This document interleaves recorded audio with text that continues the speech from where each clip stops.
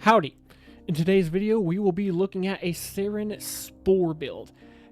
This is, I don't know, I wanted to make this after I did the previous Saryn build, right? My other, Saryn Max Investment build, because that was just, the gun setup. And that's what most people do. It's easier to do, it's more effective to do, takes less effort, and it works on pretty much everything. You really don't need to, put a bunch of Archon shards on her. Honestly, in my opinion, investing that much stuff in her, unless you really like her, is kind of a waste because she's so unbelievably broken at base. But, oh well. After I did that, though, I had people talk about in the comments how, Miasma was underrated and stuff, and I pointed out that the reason I had subsumed it off was because I was focusing on a purely weapons platform build. But after that, I wanted to do a video focusing on spores and miasma as well because of how good it is. So that's what we're doing today. This is a spore setup, Saryn, and it's not nearly as comfortable as a weapon setup. I really went into this hoping it would be better than it is, expecting to be better than it is, but it's not bad. It's just really annoying to keep up the spores all the time. Though if you really want to be the plague bearer that Saryn is, this is very good for that sort of power fantasy over just being, a weapons platform. So let's go to the loadout, Saryn Spores. So right off the bat, we got to go over the Archon shards. We have 4 Archon shards that are green Tau Forged and 1 yellow Tau Forged. I went for casting speed because it's really nice to have this for miasma, as well as sickening pulse, which is what we have for a helmet, and I'll explain that in a minute. So 1 casting speed's very nice. We have 2 for corrosive max stacks. You don't need 2 Tau Forged for corrosive max stacks, but Tau Forged lets us get a little extra corrosive stacks on acolytes, as well as bosses that normally only get 4 stacks max, or say necromex in the murmur place. So having Tau Forged is a little bit better, not really necessary, but might as well. And just for normal enemies, this way we can fully armor strip with our spores. And then lastly, these other 2 are 15% ability damage each on enemies affected by corrosive, which is obviously always going to be happening because of spores. So that's an extra 30% multiplicative damage bonus. Now, we have replaced Molt with Sickening Pulse, and there's a very good reason for this. Molt is good, yes, draws fire, gives you movement speed, and is great for shield gating. But Sickening Pulse is okay for shield gating as well, and it lets us build statuses. This is going to mean we can cap out corrosive procs on enemies with spores faster, because it puts all of the procs that have a cap of 10 immediately to 10 stacks. It also helps a lot for miasma. So miasma, when you cast it within a large radius, is going to apply a debuff to the enemy that is sort of unique, right? It applies viral alongside this, but the debuff itself is going to multiply the spore damage by 4 times. This is unaffected by strength, but it does more than that. Now, when an enemy dies affected by spores, the initial spores, okay, the one that you cast it on, is going to spread all of them to enemies around. But if enemies have spores spread to them, it works a little differently. It's kind of confusing. I couldn't really pin it down the best way to explain it because I'm also a little bit confused myself.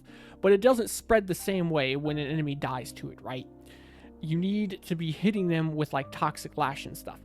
But miasma, all of the enemies that are affected by miasma are counted as the patient 0 from the first cast of spores to spread it to everything.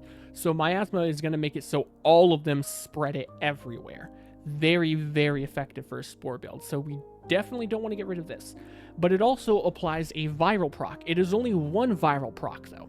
But we can fix that with Sickening Pulse. Sickening Pulse, to my knowledge, goes through walls. I've tested it with several objects and walls and stuff, and always seems to go through, even though visually it doesn't look like it would. But it seems like it does, though I probably should have checked the wiki for that. Let me know in the comments.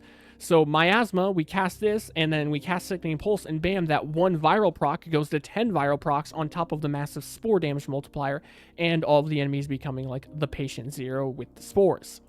Toxic Lash is still here because, well, I mean, it is just more damage, and it lets us spread the spores more with our weapons, and spores is here because this is a spores build, so why the hell would we get rid of it? Then you know, her passive is always nice for keeping the viral on the enemies for longer and everything else. The build itself, we have brief respite so that we don't die by using the power shield gating, because Saryn is fairly squishy, so brief respite plus catalyzing shields. We have primed continuity for extra duration, stretch, and overextended to get a maximum range so we can spread the spores everywhere. Well, not maximum technically, but very high range. Equilibrium to fix our energy problems because we're going to be spamming abilities. Prime flow for energy max. Fleeting expertise because our duration isn't that big of a problem. We don't need to really worry about it. And because efficiency is going to be needed to help our energy problems, because we're really going to be spamming Sickening Pulse to like get our status procs up all the time, and for shield getting, same for like miasma and stuff. Blind Rage for lots of extra strength, because the higher your strength, the higher the damage obviously spores is going to do.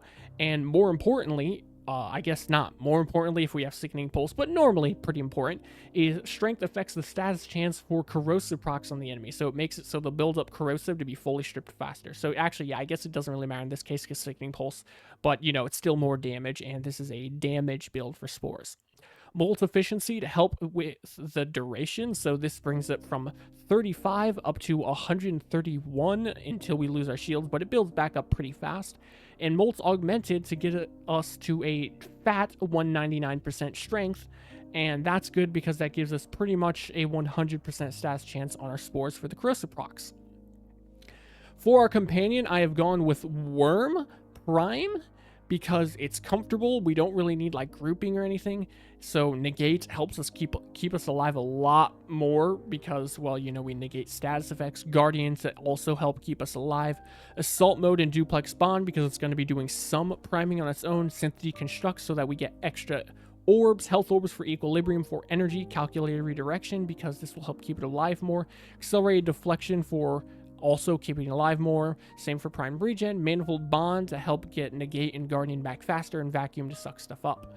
You can, if you want, use reinforced bond for the extra fire rate, but I didn't really feel like I needed it here. Hellstrom as a primer, we don't really need the viral priming that it's doing here, so you can actually switch it to a radiation cold build. This is probably the better way in general. I don't really know why I had viral rad primer. So the radiation and the freezing enemies is going to help make it so, you know, you have much better survivability. So this is pretty good. And Shivering Contagion helps spread the freeze all over the place. You can use Verglass instead, but I like Hellstrom more here in my experience, or at least when you pair it with Duplex Bond, because it's a lot of AoE to hit everything at all the time. Then for our weapons, all of the weapons are completely up to you except for the melee, I'd say. The primary, just run whatever you want. I like the Tenet Glaxion with gas and the Toxic Lash and stuff. It's not the most effective. It's just kind of funny. If you want to see the build, this is it. Again, doesn't really matter. Just run whatever you want. The Photon Overcharge does help, though, to give us more energy if you feel like you need extra energy, since we are still doing cold damage. So that's nice. A Carriers, because it's fun, and explosions, yay. Also, it's very easy to keep ammo up when you have ammo mutation for an explosive weapon, and we can also use secondary fortifier and hit big groups of enemies to give ourselves overguard to keep ourselves from dying as often, because dying is not fun. And we have magnetic damage here, so that can melt overguard even faster with secondary fortifier. This is not meant to kill the enemies outright, it's meant to shred the overguard and siphon it, so that the overguard's out of the way for the spores to kill the enemies, and again for the overguard to keep us from dying. Now the melee is the main important weapon here, and that is because Falcor is cracked as hell. We throw it out, it goes down hallways, hits everything, and spreads lots of statuses, does a ton of damage. Melee influence, reflex coil so that we can do heavy attacks here and there if we want. You don't need it though. Volatile rebound because this gives us explosions, and it disables punch through, but that doesn't count on the Falcor, and the Falcor also will bounce around constantly. Melee elementalist because we want extra status damage and we throw the weapon faster this way. We'll take strike and shocking touch to maximize the electricity damage. Melee influence because duh. Whirlwind so it goes farther. Prime pressure point for extra damage. You can go condition overload instead though. That's probably the better option. Weeping wounds for lots of status chance. And we are not building crit because this weapon doesn't really have very good crits. Though, You can actually replace one of these mods with Killing Blow. Honestly, I'd replace Reflex Coil with Killing Blow maybe, just because. Why not? And then we have Naramon, so that we don't lose our melee combo on our Falcor if we don't throw it often enough. We just want Power Spike. Nothing else really matters here. You can use something else if you want, but I like Naramon here the most. And that is it for the build, right? That's all the general gist of the build. I can't show it in the Simulacrum here because it takes 900 years to build up our spores. It takes a really long time. And I'm gonna bring in this into the mission like I do with all of the builds like this, right? We are gonna go into a mission, but you have to keep in mind that it takes a really long time to build up your spores. So this is kind of wonky, right? Like, it's not really easy to show it off because you got to go into a long mission. Everything still ends up dying like that. Don't worry, it's because of the gas clouds from my Glaxion. But, you know, we want the stuff to die to spores specifically. So if I reset these guys now, and then I do the spores, and I need to spread them, we'll just do a normal melee like that because we still have Toxic Lash. Then we do this, and then we do that. It's not amazing because we don't have it built up. See that meter on the bottom right? That's our spore damage, and it builds up over time, but it takes so long. So right now it's not doing any damage, but you can get that spore number to go up to like 20,000. So that's what this build is mainly meant to do, is to make those spores do crazy damage once you do have it built up for those really, really long like endurance or survival runs you want to do with Saryn. Now, let us go into a mission to show it off. Big whoa. Here we are in the mission. 2 minutes in, we've got 2,500 almost. There we go, 2,500 built up on our spores. Something I forgot to mention when talking about the abilities is that your spores do actually snapshot. So it's very important that if you are going for like strength buffs or temporary strength buffs from teammates or something, that you use it before you get your spores going on all of the enemies. Otherwise, you're going to be spreading a weaker version of your spores. Make sure we keep this going. Okay, there we go. I thought I was about to lose it. You really want to make sure you're able to spam Miasma. That way, all of the spores spread around and you don't like end up having spores not on enemy and then they stop spreading and then they decay. Because if spores start decaying, they decay really, really fast. And that's obviously not a good thing. And you don't want to have to recast your one because recasting your one consumes like 30-40% something of your spore counts to cast it again on an enemy, which is obviously suboptimal because we want to keep our spores going. I mean, if you get to like 20,000 spores and you consume a percentage of it, that's going to be a pretty large number.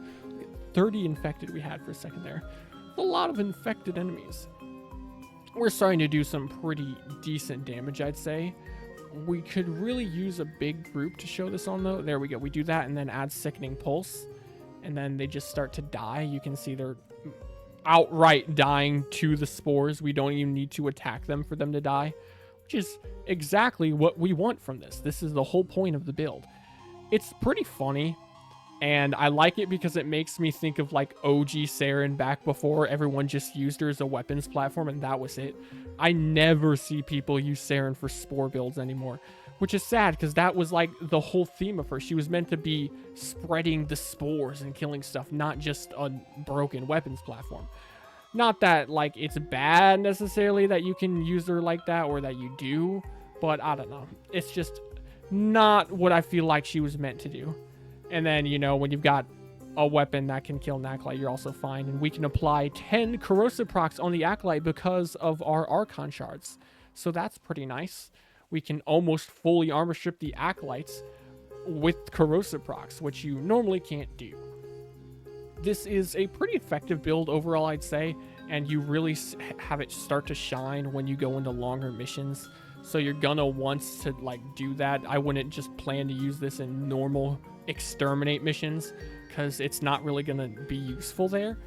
You're just gonna want to use this on high-end stuff, which I know a lot of people don't do, though something that isn't a level cap run that this kind of build could be good on, because it's still like endurance and you'll have plenty of time to build spores, would be the mission where it's, what is it, Conjunction Survival on Lua. Because when you get Conjunction Survival and Lou as a Fisher, that is a loot farm right there. Like lots and lots of loot to be had from Conjunction Survival Lua Fishers. That's a great mission to farm. And this is a perfect build for that kind of mission. So if you want a Saryn build that's like the OG Saryn, where you go, well, not OG necessarily, but you know, because she sucked when she first came out. But you know, if you want like a Saryn Spore build like the good old days instead of just a same old weapons platform, then I definitely recommend giving this a shot. Roar is an option over Sickening Pulse, and I should have mentioned that earlier when I was going over the build. The reason I don't go for Roar is because it's expensive. You have to, you know, not have horrible duration if you want to keep it up. It has a really long cast animation, and we're using ability damage, right? But we're not doing like DOT damage necessarily, so it's not going to be double dipping anyways. And I'd rather max out my viral procs than just use, you know, Roar to get a little bit extra damage. And we also don't have really high strength, which means Roar isn't really going to do a whole lot. So if we have our multi-augmented built up to 200%, you're going to either get a 60% increase in your damage, or you can max out all of the viral procs immediately, going from a 100% damage bonus to a 325% damage bonus, which is more than double. So you're actually doing more damage by using Sickening Pulse. If the enemy lives long enough to somehow build it up with your companion and stuff, and then Roar's technically going to be better, but if it lived long enough for that to happen, then the build's not doing what it's supposed to do. So Sickening Pulse is definitely the way to go, in my opinion. It's also a cheaper ability cast, and it makes it really easy to use for brief respite, right? For shield getting. Just very, very comfortable. And that's it for the Saryn Propagation build, right? The Spores build. I've been waiting to do this for a while. I've actually had it done for a while. I've just been too lazy to record the video and forgetting about it. So here it is. It's been done for like 2 months now. If you liked the video, then leave a like and subscribe. If you have any cool build ideas, then let me know in the comments. I know a lot of people like leave comments sometimes, and then I don't like do it for a long time, but I really try to remember them. A lot of the time I'll write them down for later. Sometimes it takes me months to get to them because I get busy with other stuff or other things I have to do or don't have the resources. But I do try to do all the stuff people recommend to me usually. So, you know, leave a comment. Big whoa. That's going to do it though. Adios.